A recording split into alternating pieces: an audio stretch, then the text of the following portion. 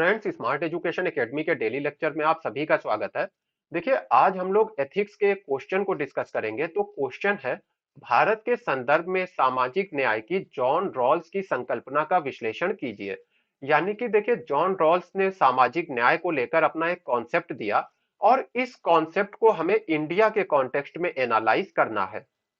अब देखिए, इस तरह का जब आपके सामने क्वेश्चन आता है, आप प्रीवियस ईयर का क्वेश्चन पेपर देख रहे हैं और आपके सामने कोई इस तरह की संकल्पना, इस तरह का कॉन्सेप्ट आता है जैसे जॉन रॉल्स की संकल्पना, तो माइंड में निश्चित रूप से एक कंफ्यूजन आता है कि इस तरह के तो बहुत सारे फिलोसफर्स हैं, केवल जॉन रॉल्स नहीं है, बल्कि बहुत सारे ऐसे लोग हैं जैसे मैकियावेली हो गए, कांट हो गए, सुकरात हो गए, प्लेटो हो गए, भारत में बहुत सारे लोग हो गए। तो क्या हमें इन सभी की जो संकल्पनाएं हैं, इन सभी के जो कॉन्सेप्ट हैं, उनको पढ़ना होगा, उसके बाद हमारा एथिक्स का क्वेश्चन पेपर सॉल्व हो पाएगा? देखिए, ऐसा नहीं है। इस चीज को आप ऐसे समझिए कि मान लीजिए मुझे आपकी क्षमता को देखना है कि आपकी एनालिसिस की पावर कैसी है, आपकी प्रेजेंटेशन की पावर कैसी है। तो मैं आपसे किस तरह का क्वेश्चन करूंगा? जाहिर सी बात है, एक ऐसा क्वेश्चन करूंगा जिसके बारे में आप एनालिसिस करने में, कुछ लिखने में सक्षम हो, यानी कि कुछ बेसिक जानकारी आपके पास हो। तो देखिए, ये चीज यूपीएससी पे भी लागू होती है। यानी कि यूपीएससी ऐसा नहीं करेगा कि आपके सामने ऐसे क्वेश्चंस रख दे जिनको आप लिख ही ना पाए, जिनके बारे में आप कुछ जानते ना हो। क्योंकि यूपीएससी को आपकी एनालिसिस पावर वगैरह को चेक करना है और इसको चेक करने के लिए जरूरी है कि आप अपनी कॉपी में कुछ लिख कर आए। तो फिर देखिए, क्वेश्चन आता है कि ये जॉन रॉल्स की संकल्पना पूछी कहां से गई है। अब देखिए, हम सब जानते हैं कि जो स्टूडेंट यूपीएससी की तैयारी कर रहे हैं, उनसे एक ये बेसिक एक्सपेक्टेशन होती है कि आपको एनसीईआरटी की जो किताबें हैं, इनका अच्छा ज्ञान हो, अच्छी नॉलेज हो। और अगर आप एनसीईआरटी की जो किताबें हैं, इसमें क्लास 11 पे जाएं, पॉलिटिकल साइंस की बुक के ऊपर, और चैप्टर 4 को पढ़ें, तो वहां पे जॉन रॉल्स की संकल्पना अच्छे खासे शब्दों में दी गई है। लगभग 1000 वर्ड्स के आसपास जॉन रॉल्स की संकल्पना दी गई होगी। यानी कि ये जो देखिए क्वेश्चन आया है, ऐसा नहीं है कि कहीं से भी उठा के पूछ दिया गया है।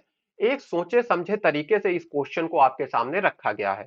तो यहाँ पर ये कंफ्यूजन माइंड में लाने की बिल्कुल जरूरत नहीं है कि आपको जितने भी इस तरह के दार्शनिक हैं, चाहे वो पॉलिटिकल फिलोसफर हो या किसी भी तरह के कोई फिलोसफर हो, ऐसा नहीं है कि आपको सबके बारे में पढ़ना होगा। हाँ, जैसे सुकरात हैं तो उसके उनके बारे में आपको मिल जाएगा एनसीईआरटी में। तो इस तरह के जो कह लीजिए इंपॉर्टेंट लोग हैं, जैसे भारत में गौतम बुद्ध हो गए, इन लोगों के बारे में आपको पढ़ना होगा। अब देखिए, आते हैं आंसर पे। तो मैं जैसे ही देखिए आपको जॉन रॉल्स की संकल्पना समझाऊंगा, इसका आंसर तुरंत अपने आप आपके माइंड में आ जाएगा। देखिए, जॉन रॉल्स क्या कहते हैं। हमको मान लीजिए ये पता है, ऐसे समझते हैं कि जैसे आपका परिवार है और आप कोई परिवार के लिए डिसीजन लेना है। तो आपका डिसीजन कैसे होगा कि पूरे परिवार को लाभ हो, पूरे परिवार को फायदा हो। लेकिन वहीं पे मान लीजिए आपको पूरे समाज के लिए कोई डिसीजन लेना है, तो हो सकता है कि आप इस तरह का डिसीजन लें जिससे कि आपके परिवार को या आप जिस वर्ग से संबंधित हैं उसको ज्यादा फायदा हो। जैसे कि अगर आप अमीर हैं, तो हो सकता है आपकी नीतियों में जो अमीर वर्ग है उसका ज्यादा पक्ष हो, यानी कि उसको ज्यादा लाभ होने वाला हो। तो अब इस समस्या से कैसे निपटा जाए? देखिए, ये चीज गरीब पर भी लागू होती है। गरीब की जो नीतियां हैं, जो गरीब वर्ग का व्यक्ति होगा, उसकी फिर नीतियों में अमीर वर्गों का शोषण हो जाएगा, या फिर कह लीजिए अमीर वर्गों को नुकसान पहुंचेगा। तो इसके लिए इन्होंने कहा, अंधकार का कुआं नाम का एक कॉन्सेप्ट दिया। यानी कि एक ऐसे समझ लीजिए कि भविष्य जो है उसके बारे में आपको कुछ नहीं पता है। जैसे कि एक बच्चा जब जन्म लेता है, तो उसको नहीं पता होता है कि वो अमीर घर में जाएगा या गरीब घर में। अब अगर उससे कहा जाए कि अमीरों का लाभ होना चाहिए या गरीबों का, तो वो जाहिर सी बात है, वो कहेगा कि सभी को लाभ पहुंचना चाहिए, क्योंकि बच्चे को नहीं पता है कि वो अमीर घर में जाने वाला है या गरीब घर में।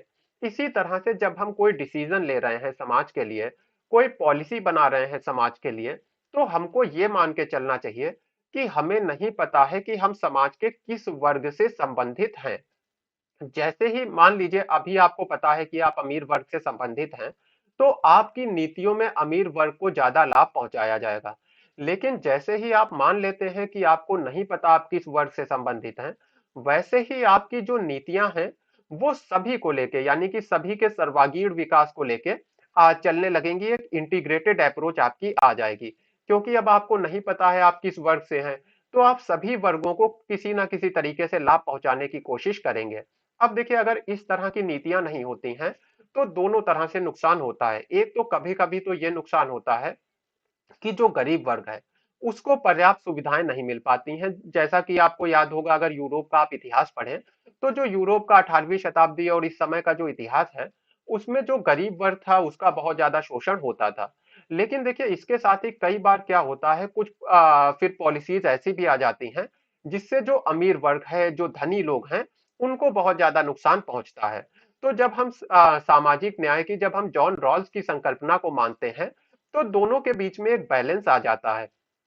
अब देखिए, भारत के संदर्भ में आप इसको कैसे लागू कर सकते हैं? जाहिर सी बात है, आप इसको देखिए धर्म के ऊपर लागू कर सकते हैं। यानी आप ये मान के चल रहे हैं, आपको नहीं पता आप किस धर्म के हैं। आप जाति के ऊपर लागू कर सकते हैं। इसके साथ ही आप लिंग के ऊपर लागू कर सकते हैं। देखिए, लिंग में भी कई सारे लोग हो गए, जैसे पुरुष, महिला और इसमें अब ट्रांसजेंडर भी शामिल है। यानी कि जब पॉलिसी को इस तरह से बनाया जाएगा कि उसमें पुरुष, महिला और ट्रांसजेंडर सभी का रिप्रेजेंटेशन होगा, तो जाहिर सी बात है इसमें सभी वर्ग, जो समाज के ऐसे वर्ग जो अभी पिछड़े छूट गए हैं, उनको भी इंपावरमेंट हो सकेगा, उनका भी विकास हो सकेगा। यानी कि देखिए, इसको आप मल्टीपल लेवल पे लागू कर सकते हैं, फार्मर्स के ऊपर लागू कर सकते हैं। कुल मिलाकर के आपकी जो नीति है वो इस तरह की होना चाहिए जो सभी के सर्वांगीण विकास को पोषित करे, सभी का सर्वांगीण विकास करने में सक्षम हो। और इसके लिए नीति बनाते समय आपको क्या करना होगा?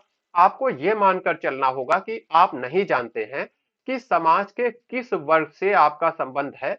और ऐसे में क्योंकि आप समाज के किसी भी वर्ग से संबंधित हो सकते हैं, यहाँ पे एक रैंडमनेस है, तो आपकी जो पॉलिसी है वो अमीर, गरीब, बच्चे, वृद्ध सभी को ध्यान में रख के बनाई गई होगी।